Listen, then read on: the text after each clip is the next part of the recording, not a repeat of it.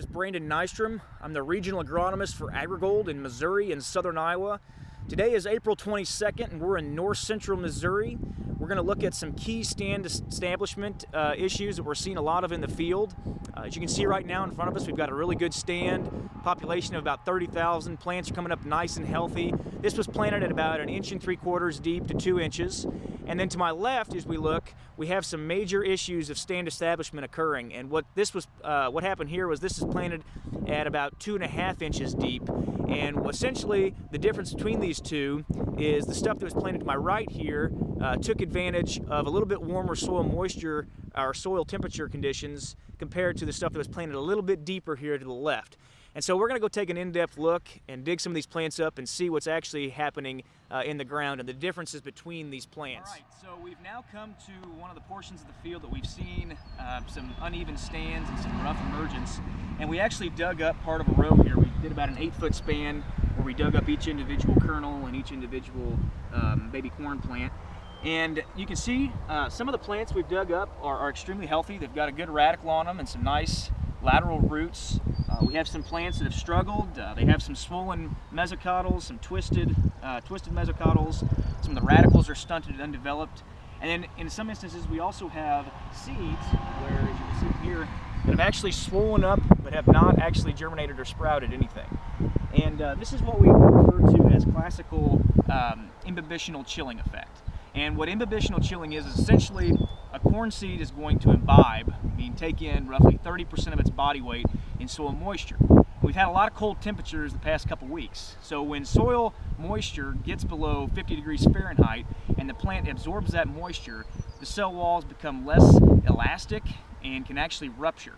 And that causes some of the injuries we're seeing here in the field. So with all the moisture, or with all the low temperatures we've had in the past couple weeks and all the corn that's gone on the ground, this is something we expect to see quite a bit of across our region. So this is why it's important to get out in your fields, check your stands, and actually dig some plants up to see what's occurring below the ground. So get out there and check your own fields out.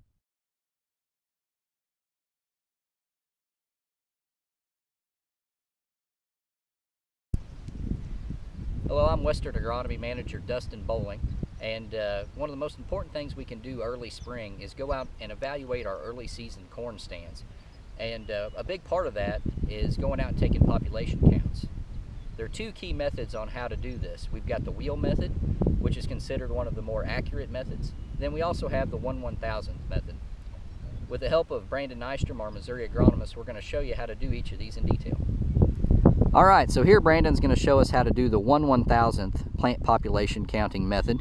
As you can see, we've got two AgriGold flags measured off in 17 feet 5 inches, which is the distance that you would measure the number of plants in 30-inch rows. He's going to go ahead and count those, and then we're going to do the figuring for you here on the board. All right, so we've measured our number of plants in our 17 feet 5 inches, which is what we would use for 30-inch row spacing. And it's pretty simple figures. We ended up with 29 plants times 1,000 equals an average population of 29,000.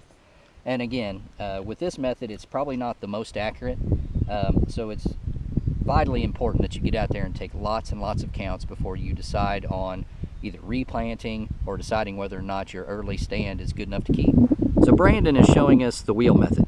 You need a standard measuring wheel, and you need to go out and find a uniform spot in the field. Begin counting plants and measuring at the same time. When you've reached 150 plants, stop and see what distance that is on your measuring wheel. One of the key factors for whenever you're taking populations is knowing the row widths. You can see with the wheel method, there's a large difference in factors between 20-inch and 30-inch rows. In Brandon's example, while counting 150 plants, he ended up doing that in 92 feet. So what you do is you divide your 2,613,600 divided by 92. Open up my calculator here. And what you end up with is a population of 28,409 plants per acre in this example. No matter which method you do, whichever row spacings you have, it's nice to have a guide to help you through some of these facts and figures. In this case, we've got the AgriGold Pocket Agronomy Notebook.